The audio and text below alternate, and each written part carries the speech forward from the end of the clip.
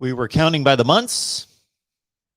Recently, we've been counting by the weeks. Let's count by the days now. We're under 2 weeks, so count by the days. 11 days to the 3:30 kickoff Eastern Time in Atlanta, Miami, Alabama. Number 1, number 14, or 16 in the country, depending on your poll, for week 1 competition and one of the highly anticipated non-conference games in college football.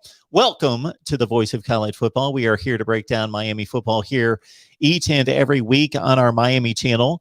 Want to remind all of you that we will have Miami postgame after every Miami game, and we've got quite the panel, quite the podcast crew put together with Ross Webby, Jordan Nelson. We also have Derek Coe lined up from their respective podcasts, and they are first-rate Miami analysts. So they love Miami football. They're fans. They're analysts. They will kick it around with all of you post-game Miami, Alabama, and throughout the season. After every Miami game, you can count on them being right here at the Voice of College Football to break down the Canes. So take note of that. Don't forget it. Post that somewhere where you'll remember it during the game, that after the game, be right here at the Voice of College Football to talk Miami football post-game when the blood's flowing, when the adrenaline is pumping, whether it's excitement or disappointment, the adrenaline is pumping. So be right here for Miami post-game after the game. As I noted in the live chat, we are awaiting the Wholesome One, who's had some internet issues. He's on the phone with the fine folks at the internet company, whomever they may be. It's good to see some sunshine outside my window for the first time in 3 or 4 days here at the Voice of College Football. Great to have all of you on board. And please check out all the content that we've provided right here as we, of course, talk Canes with the best contributors we can possibly find. So we've got all sorts of off-season content and topics that we've hit with the Wholesome One, with Cam Underwood from State of the U, with Paul from the Scoop on the U, and Brad Tejeda. So please lock in. All right, Patreon. Please join us on Patreon. You will get my predictions. That should be enough, right? My predictions. My weekly college football predictions, starting with week 0. We've got 2 Power 5 games with Hawaii, UCLA, and Nebraska, Illinois. So you're going to get my weekly predictions. And again, I thought that was enough. But you know what I did this season? Bring along 15 media guests, including the Wholesome One. You're going to get the Wholesome One's picks on college football each and every week, along with Steve Dace, Michigan Podcast, and Clayton Selfie from Rivals on the Michigan platform. Ohio State beat writers Tony Gerdeman, Steve Hellwagon, and Kevin Noon, and many, many, many others. One of your favorites, Jason Parker from our Florida State show. He's going to supply his college football predictions every week. We got Ty Hudson from Pig Trail Network. All sorts of people contributing to our panel of guest analysts that will supply their weekly predictions this week. So it's Patreon, MarkRogersTV. Sign up right there. Just go to Patreon, search MarkRogersTV, or you can get the link from the description section of any of the videos. So just go to Patreon. It's $5 a month, and you get all the predictions from all of us. And then an insider look. You also get Steve Merrill from Pro Sports Info and Wager Talk, who supplies his lock of the week. Again, that in and of itself more than pays for the subscription. And then, of course, you get an exclusive live stream with me. 1 per week per request. 1 per week per request with me. Let us get to the live chat.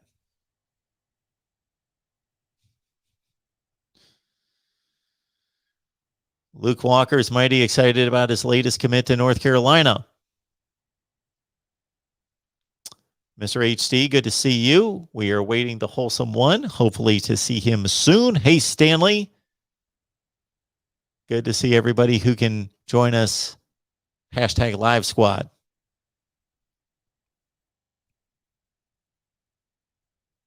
$863 Kane, good to see you. Alabama Roll Tide.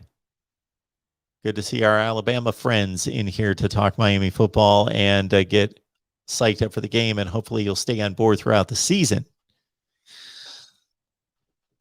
I would ask all of you as well to consider letting people know that we're here every Tuesday with the Wholesome One and typically Thursday nights with Cam Underwood talking Miami football. So bring in your college football friends, not just Miami folks, but we've got Alabama and North Carolina repped already, and I'm sure a ton of other fan bases. So this is the place, the voice of college football, where we are home to college football fan bases across the board.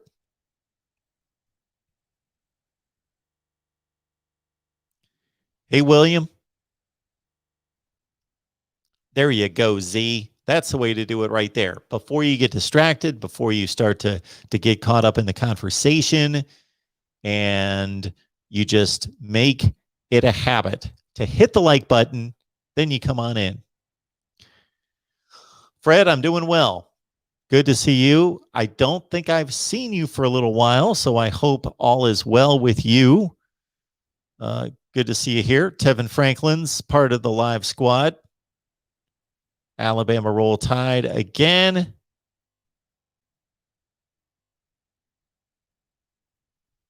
Luke is definitely going to watch the rest afterwards. So we've got the rewatch squad coming in after the live squad. And again, we are waiting the wholesome one.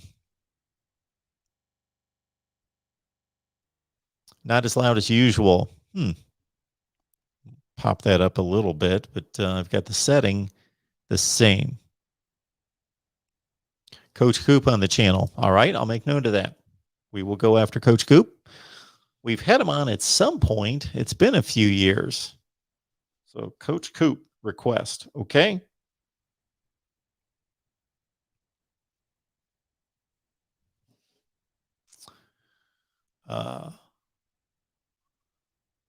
Gage, good to see you. What's up, Mark and the Canes family? Good to see all of you here. That's it, Z. That is it. Way to put it, man. Don't be rude. Hit the like button. Come on in. Even if you don't agree with me, and many of you don't, much of the time, if you still love what we're doing here, Miami college football content all the time, and college football content across the board. 24 channels. That was my last count. We've got an SEC channel. We've got a Big Ten channel. Alabama, Texas A&M, LSU, Auburn, Tennessee, Georgia, Florida, Florida State, Miami, Clemson, Virginia Tech, Notre Dame, North Carolina, Ohio State, Michigan, Wisconsin, Penn State, Nebraska, Iowa, Oklahoma, Texas, USC, Oregon.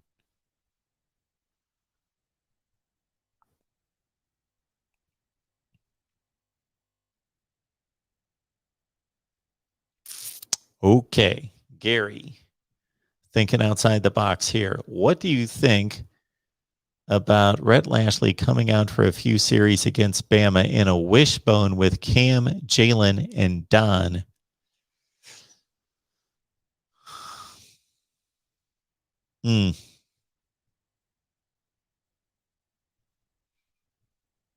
I can't expect that that's going to happen.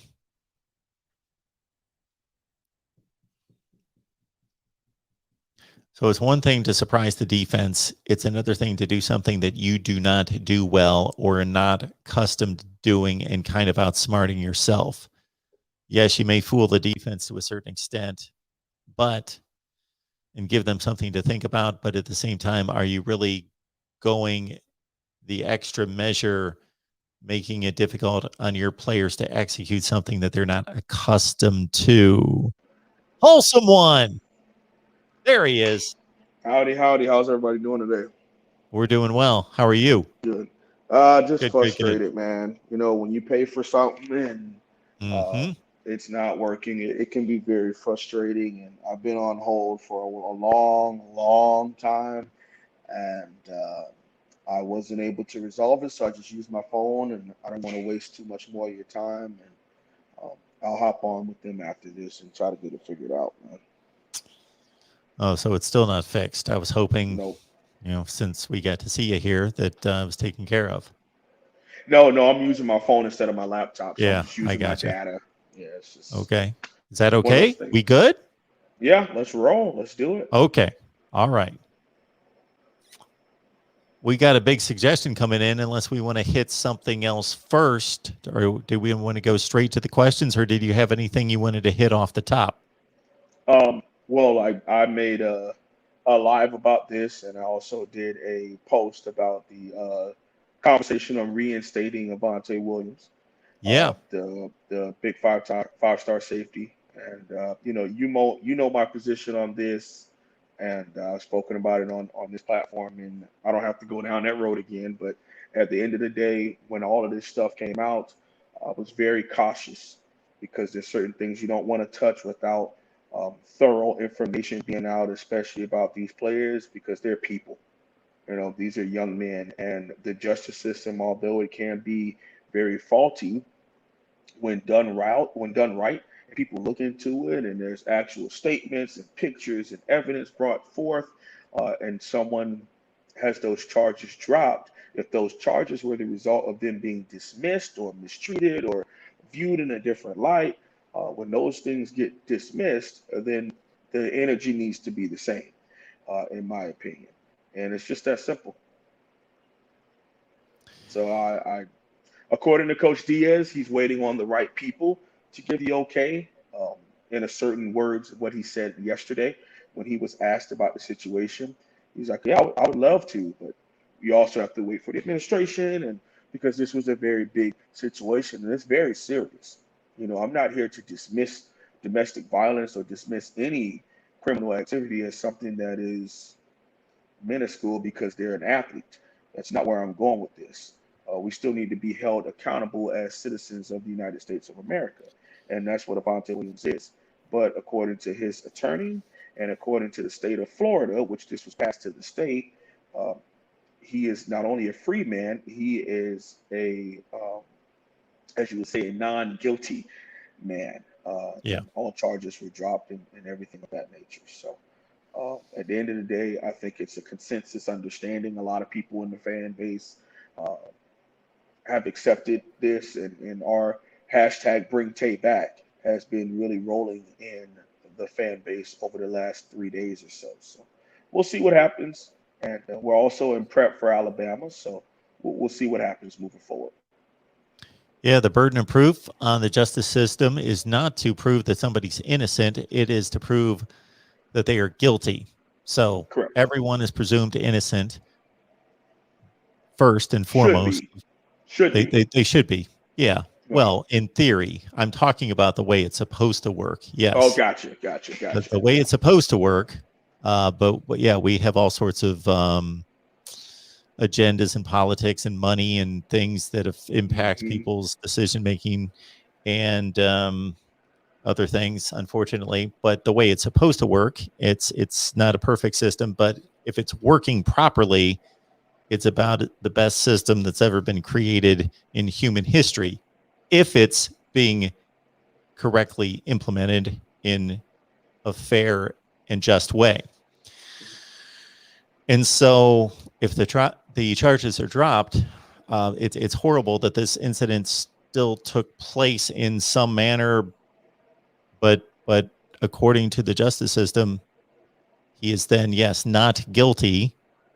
Therefore, he should be treated as such, in my opinion. Now, whether the school wants to just dismiss itself from the situation and then he gets a fresh start somewhere else, I just believe that he should be given a fresh start somewhere, because he is, like any one of the rest of us, as determined by the justice system, allowed to pursue, a degree, pursue employment, pursue his aspirations now, Yeah, it's just that. without It's just any that further simple. judgment. It's that simple. Again, like I said, could we go down that route and go back and forth of whether this happened or yada yada. At the end of the day, they treated him a certain way and dismissed him based on the information that was given at the time. Now this new information has been given, and I don't judge the University of Miami. I don't judge the staff, and I definitely don't judge fans who didn't have a lot more information than some of those other people do for their response to what was happening, especially a domestic dispute, which is very serious and can hit home for a lot of people. All I ever asked was that people be very cautious in their approach if these facts weren't coming out to the things that was brought at the beginning weren't brought to be facts at the end. And now you like a very a butthole is what you look like right now with some of the things that people were saying about this young man and about this person without waiting for the information to come out and saying they're disgusted and the worst human being and all of this stuff. I just be very careful, man. Be very, very careful. That's all I have to say about that situation. All right. Have a number of questions coming in about Miami, Alabama, of course, and that's what's in front of us. And Gary is asking about Zion Wilson. No, let me start over. Gary's asking about Zion Nelson. Wow, I went like 14 different routes on that name. Yep. Zion Nelson, like I've never pronounced it Zion before. Zelson. And the wholesome one certainly outlined what the situation has been up until our show last week. So any updates?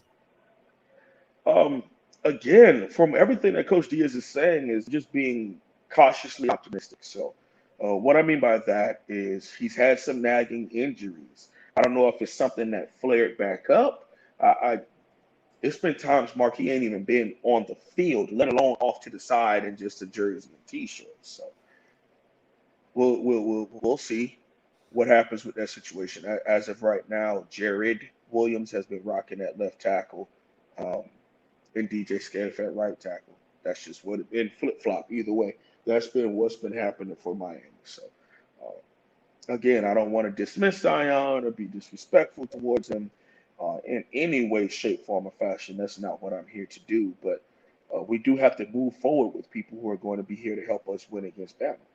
And until he's cleared, he can't help us do that right now. Do we know anything about Jalen Knighton's situation, as asked by Tevin? Tevin, I spoke about this on my channel. I don't know if you were there when I did this, but I will reiterate this. That situation, I don't think it's in my right to speak on it until that stuff is public. So as of right now, it is an undisclosed information as to why him and BJ Jennings are suspended for the Alabama game. I will respect that, and I don't have anything to be public with right now. Our guy, Casey Florida 727, is asking a number of questions, most of them directed at the Rhett Lashley offense. This is something I looked at one point during a video, just basically looking at the two coordinators and Lashley in particular, just to see what the track record was and how well he progressed the offense from year one to year two. And yeah, Casey's asking whether you would expect a big leap forward this year.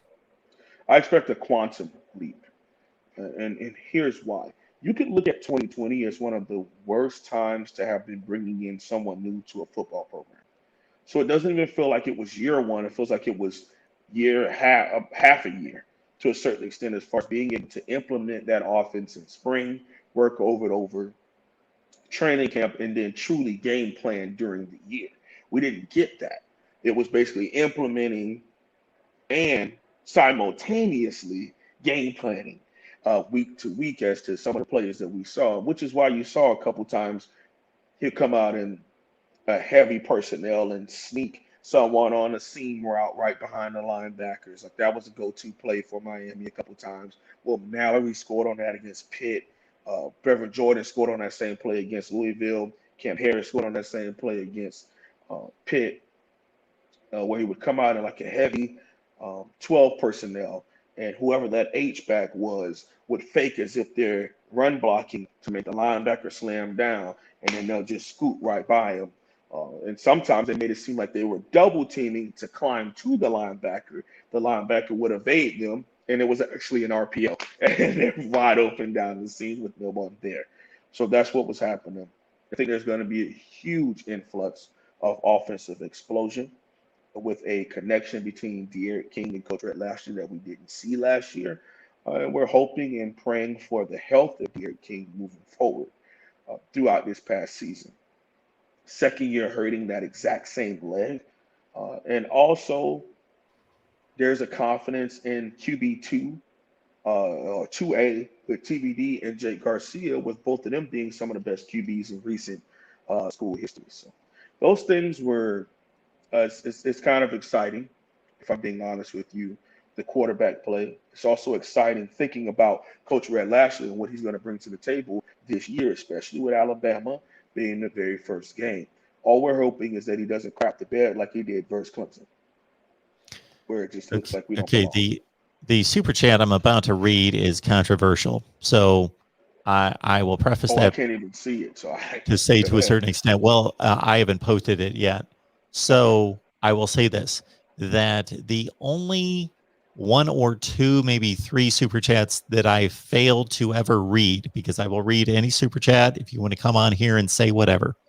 Um, had to deal with situations in which there were just so many, you know, uh, profanities in the super chat that I didn't read it, or more so than that, what's more important to me is that they were attacking an individual, like that's in the chat, or they were bringing up political issues or gender or race in a hateful way. So those are the times that I have not read somebody's super chat. Okay, this one. Okay, I'll read it and then I'll make the comment as I understand where we stand on this Avante Williams situation. So Will Sky is saying this cancel culture crap is out of hand. He shouldn't want to come back, and every recruit should decommit. Manny has no loyalty to his players. Okay. Anytime there's this severe of a situation, I think we can understand and should understand, unless I'm missing something here, that the coach, the anybody involved. So basically, who's involved is the head coach doesn't make the decision, but he's obviously the face of the program. Then you've got the AD, and then he goes through the entire administration and all the higher ups. And instead of just making a immediate response, okay, he's reinstated, it's wise to at least review the situation and talk to each other to say, is there anything we're missing here? Anything we need to look through to just make sure we're making the right decision? So if there's not an immediate announcement, I wouldn't be snapping to a judgment as to what their decision is.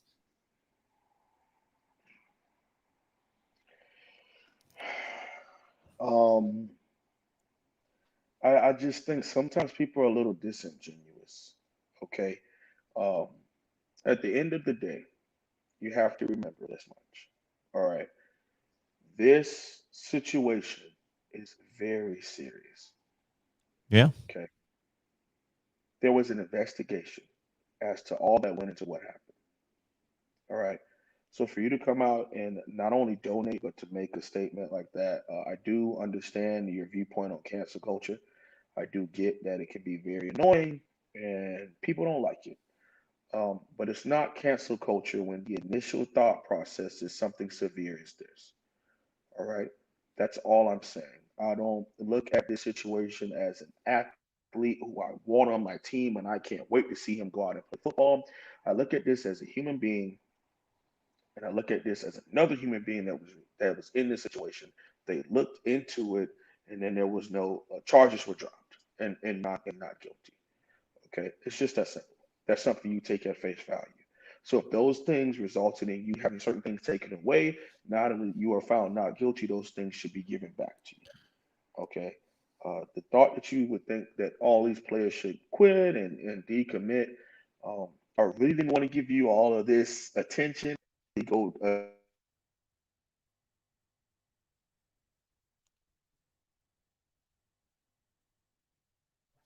Hey, Wholesome, we lost your audio just in the last couple of seconds. Keep going. Let's see if we, yeah, we lost it.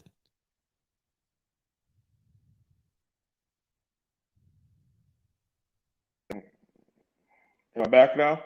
We got you back. Okay. We got Cool. you. Cool beans.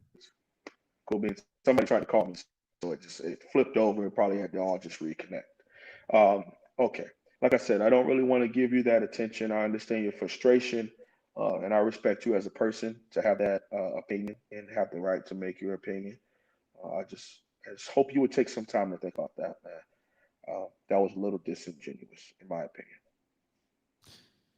Yeah. As soon as the term cancel culture is brought up now, it's like, I think that's taken on about 25 different definitions depending on who's saying it and what they mean. So, anyway, back to the football. And Casey's coming back at us with Will Mallory and what type of year we can expect from the Miami tight end. And before you start, Wholesome One, I'll say this.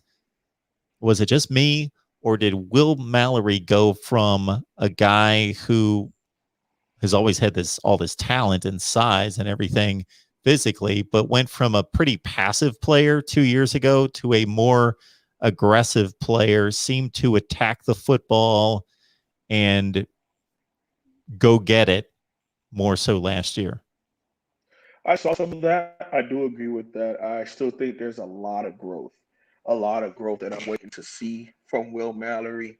Um, I don't always like this narrative. I don't like, but I'm going to use it. I'm not much of a Jordan guy, but just that people use this a lot when they say that LeBron James versus Jordan. They always had this conversation of Jordan had the killer mentality and LeBron James is not. He's more team oriented. He loves his fans. He loves it's we, it's us. And Jordan was more of like a kill or be killed, but kick your face in. It's me versus you kind of thing. And on the football field and or the basketball court, some of those things are very, very apparent. We look at Will Mallory, it seems I wouldn't call him soft or passive, but I do agree with people can see it that way from him being more of a finesse receiving type guy, not have that South Florida dog. Like I'm moving you. I'm attacking this ball at its highest point. I'm ripping the ball away from you. I'm not going down on one guy just slapping my heel and I go down to the ground. You saw that a couple times. I think with Will Mallory, he has to trust he's had the injury history and he's always been the second guy. But every single year, he started 2 or 3 games because Brevin Jordan was out for that game due to injury or nagging shoulder injury that he milked for half a season in 2019. So I see Will Mallory taking a bigger step. I see him growing in the weight room and the physique and that that that want to, that effort at a high level. I just need to see on a consistent basis. I still remember that play where they called the false start on DJ Scaife, and when they played the replay, it was not a false start. Will Mallory catches the ball in stride. The Louisville safety comes, he shrugs him off. The next linebacker comes, he swims over him. He gets to like the 32-yard line and drags a guy until 25. That was almost an 80-yard play called back from a fluke um, penalty that wasn't a penalty. But either way, you saw that guy that we've been waiting to come out of him. That dude, we've been waiting on that to come out. And all we can ask and hope is that we see more of that here in 2021, moving forward for Will Mallory, especially going to the NFL, where he has all these Greg Olsen comparisons. I think he is a very similar player to a Greg Olsen. He's not a Shockey where he just mauls you over and runs you and then could fly by you with 60 yards. He's more of like a Kellen Winslow, Greg Olsen type of tight end where he's just balanced. He can do whatever you ask. And if he wants to creep up into that second, third round conversation, then he'll tear the combine to shreds. But they need to see him go out and take his legacy this year. That's what I'm hoping he does. Talking with the Wholesome One, Miami football here every Tuesday, 1 o'clock Eastern time. So that is our set time. So mark it down, but also keep in mind, sometimes we got to switch it up depending on schedule situations. So subscribe, hit that bell for the notifications, and be ready. Head on over to the Wholesome One's channel if you have yet to do so. Wholesome One Holloway. Check him out here on YouTube, his film breakdowns, his live streams, and subscribe there. It's funny you say that, Mark. They got me last night, baby. I was in the middle breaking down Alabama, and some of those plays that they were doing, somebody reported my live, and it ended up getting a copyright claim and cut my feed. Man, we were rolling, 180 in the chat. I had all the timeline broken down that I wanted to go down. So I'm gonna have to make it into its own video and upload. So make sure y'all keep an eye out for that. But we were trying to do it on live, and the video ended up getting reported and things of that nature. We were cooking. We had a breakdown last night, and then I pulled out the handy dandy. That was the best way. And I found my blue Expo finally. So before it was hard for people to see what like the pink Expo I had. So it was really good, and it was a lot of fun, man. But it's funny you brought up the breakdowns, and I got caught last night. Okay. Well, there are previous breakdowns still available. Yes, they are. A lot of breakdowns. So I did field one football-related question, one nuts and bolts football question before you jumped on. So we'll throw it at you. Somebody had suggested that Miami come out in a wishbone with 3 running backs. And my basic response to that was, okay, you can get too caught up in trying to trick the other team and in asking your players to do things that they're not used to doing and screwing them up by asking them to do things that they're not, and running an offense that's a gimmick in this day and age, a gimmick offense that they're not used to running. And you only have so much. If you're going to do something different or put a wrinkle in your offense, that's one thing. And you want that wrinkle to have an explosive potential. Like you put in plays that against this kind of team, especially saying, okay, we're going to take a calculated risk here. Like, let's say we're going to do a halfback option pass or a double reverse pass or something. Those are obviously just plays and not concepts, but still, and you do it knowing that you're exchanging the ball a few times. So you've opened up the risk of making an error and giving up the football, but you need explosive plays against Alabama. Running a wishbone doesn't create any explosiveness. It doesn't, even if you run it well, you're just not against those athletes on that side going to be able to open up the offense to a way that you can benefit with big plays. So. I agree with everything you said there, Mark. The only thing I would add is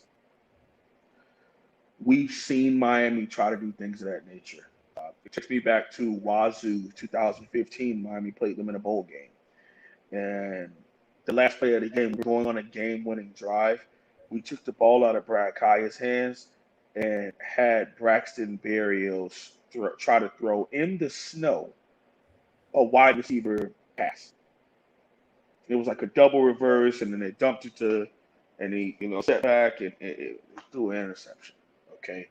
You also look at as close as to last season against Clemson, where it was like, why are we doing triple option plays? Why is Derek King at wide receiver? Why are we overthinking this? There does come a sense where I understand you don't just line up and just say, we're going to do our stuff and forget them. We're going to line up and blow them off the ball. We don't care. I understand you don't want to do that. You want to be diverse in your approach. but that would come with just a wrinkle off of a natural play. Like truly running an RPO, not a read option on the first play of the game, when two linebackers are standing over there, one slamming down to kill Cam Harris, the other one's running right at De'Aaron King.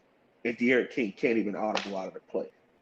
Those are the things that we hope we see changes in this year, because of the simple fact that there's a better chemistry and dynamic between Coach Rhett Lashley and De'Aaron King.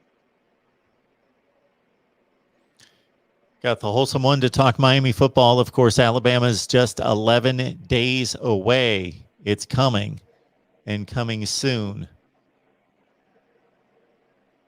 And we're going to have football this Saturday. Yeah, we got some ball this Saturday. I probably have some ball this Thursday, or is that next week? With Hawaii, it'll be next week. Teams like that. That's Hawaii, UCLA, and Nebraska, Illinois this Saturday. Oh, that's this Saturday. Wow. Saturday. Yep. Week 0. Yep. Oh, wow. All right. When am I going to get that email about the over-unders? Yes. So I will get that to you hopefully today. I know you got 1,000 things going on. So I wanted to remind you I wanted to be a part of that. Yes, absolutely. Oh, what I'm going to do, I'm going to build a spreadsheet like a Google Doc, and I'll put everybody on there with all the games I'll do week 0 and I'll do all the week 1 games and send them out. And you guys can fill them out whenever you want. And then just send them back. Okay. All right. All right. A lot of love coming our way. Don't see any questions, so we'll start talking some ball ourselves here. Sure, hit me. All right. What am I going to hit you with?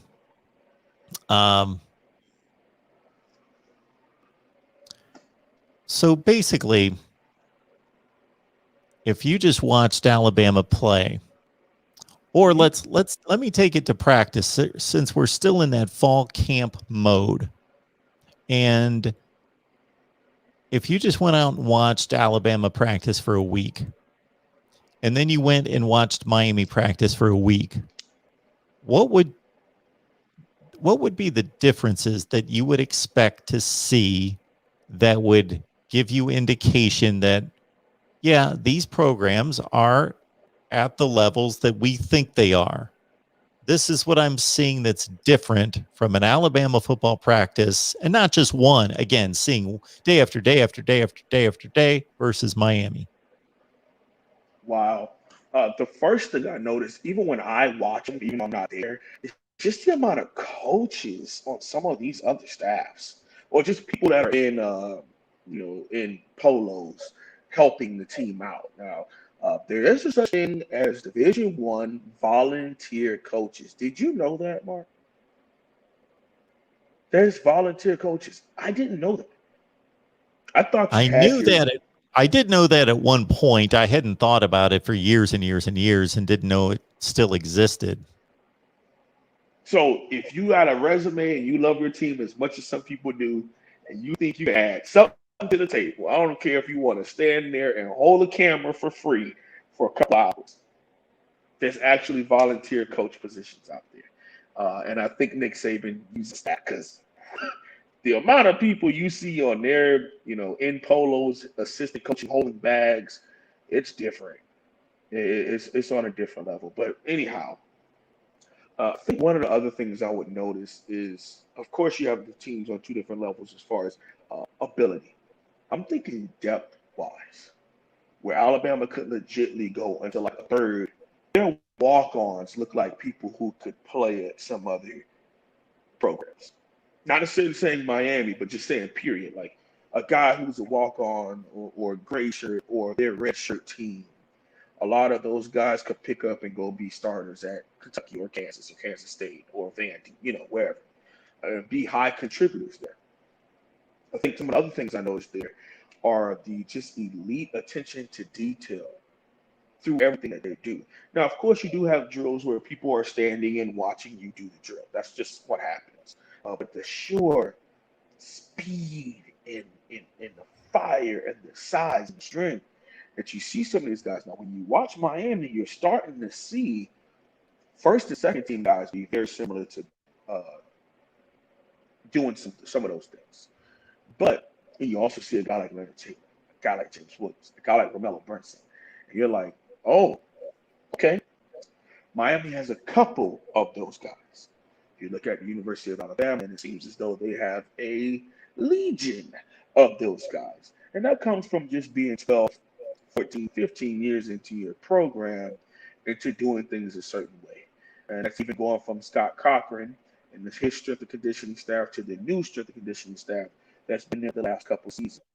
When Coach Cochran went over to coach special teams at UGA until he left for some personal reasons a couple of weeks ago. All right, I think that'll be something that's apparent. Facilities is also something that'll just probably blow your mind. It's just that Coach Saban, if you were to go hang out in their weight room, they got a 2-story weight room. They have a track on the outside of that weight room. It's just on a different level that you would see facilities. Maybe even the amount of, just the sheer amount of financing and money that's poured into it and just blow your mind. But that's the conversation I think would be between public and private institutions, and us just not being there just yet. Football wise, I think you would see, you also have to remember, Alabama has 3 former NFL head coaches on staff, with Bill O'Brien, their offensive line coach, former coach at Syracuse, and the Bills coach and the Jacksonville Jaguars coach. Doug Marrone. Yeah. Doug Marrone is also on there. And of course, Coach Saban. That's NFL head coaches. They also have a whole bunch of college football head coaches as just position coaches, analysis, and film guys. So it's just different. It's completely different. Again, when you look at Miami, I guess one thing that will really stand out to you is that want to seems to be back.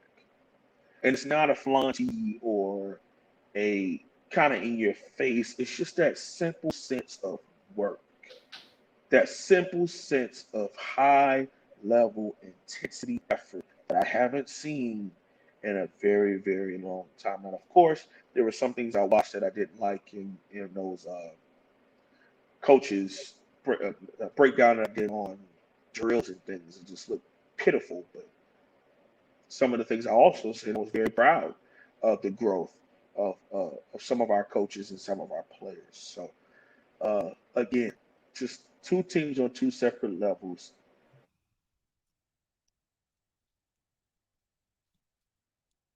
Hopefully the wholesome one can come back here. He is frozen on us. Hopefully he will figure that out soon and get that back connected. Because we're going to hit him up with this question from Sean at Jax about Tyler Van Dyke. Sounds like he's trying. Okay, let's see what else we've got here.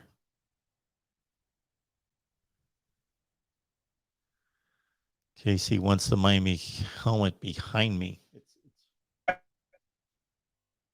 right there. Right there. And I put it there because depending on the camera angle, it typically positions to where you can see it, but just based on the shot right now, it's not. Hopefully we can get the wholesome one back here. Let's get through some of these questions. David Cole with an interesting strategy here. Okay. He's basically saying give up on the game, pull De'Aaron King, go win the ACC championship game, keep him healthy, let him tear up the rest of the conference, and let the Alabama game go. Okay. The issue there is that what are you telling your team? What you're basically telling your team there is that they cannot beat Alabama and the game is over and they cannot compete. Therefore, the coaches have no faith in the players. Therefore, the players walk out onto the field mentally down by a couple touchdowns to begin with, because the coaching staff has communicated through its actions of pulling the starting quarterback, especially at this late date. Now, had they prepared to do that and been thinking that direction earlier, they could have been messaging differently about De'Ara King's progress or lack of progress to set them in a better position to pull this kind of maneuver for the Alabama game. But at this late stage of the game, we know De'Ara King's fine. He's ready to go. He's been cleared, and he can take a hit.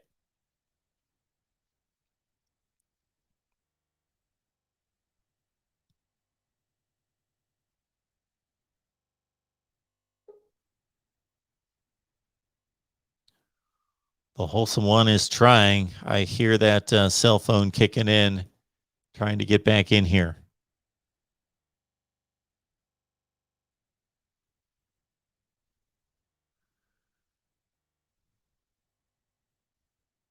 Rod the Goat believes that Rhett Lashley has been drawing up Alabama play since he got the job.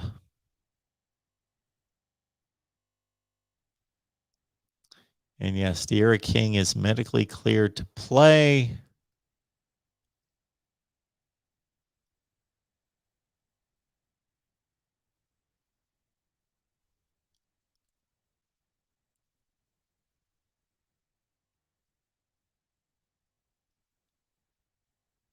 Okay, don't know where that's coming up, the Rod Farva. We shall see as I filter back through the live chat, possibly the worst take I've ever seen on Mark's channel, and that's saying a lot. Would that be by us or by the live chat? I don't know.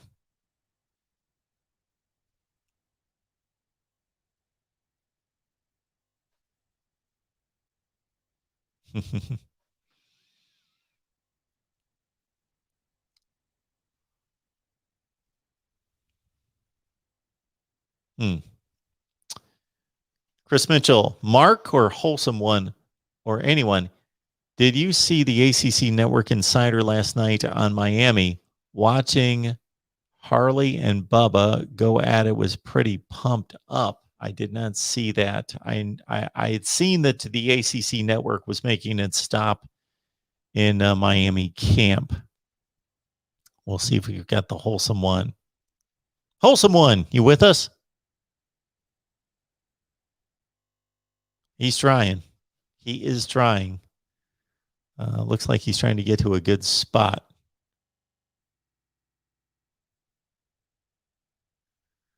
We can wait to see if things clear up there.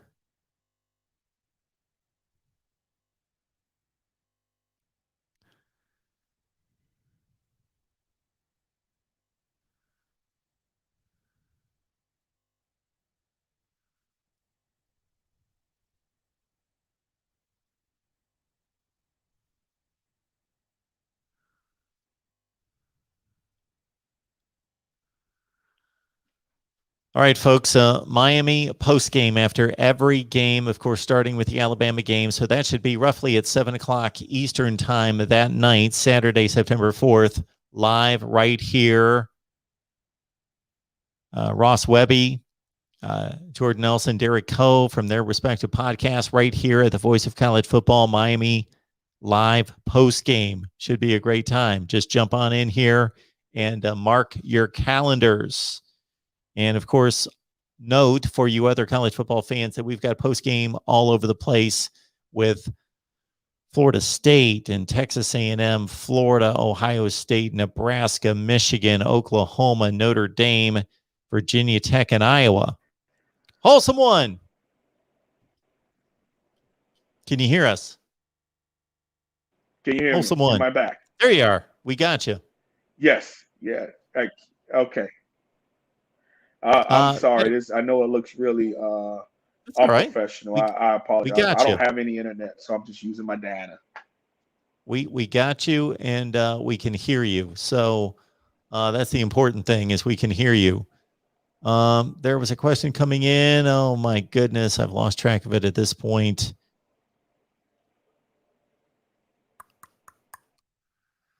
Had to do with there's a couple of different quarterback positions. One questions. One about Ja'Cory Brown. I did see his performance. I saw the big comeback in the last couple minutes. I don't know if you saw that on tape. Did you see some of the throws he made and what happened there in his high school game? Yes, I was very impressed with what he brought to the table.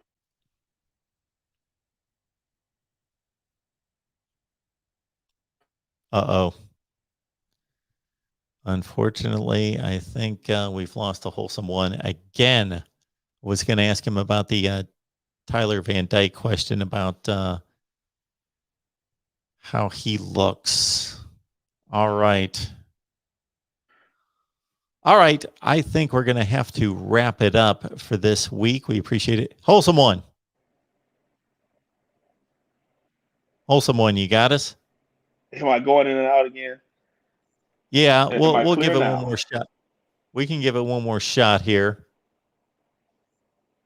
Yeah. Again, I want to apologize to the fans. Hashtag rewatch squad. Mark, you might just want to delete this and let's reschedule it later on and get back to it another because this is bad.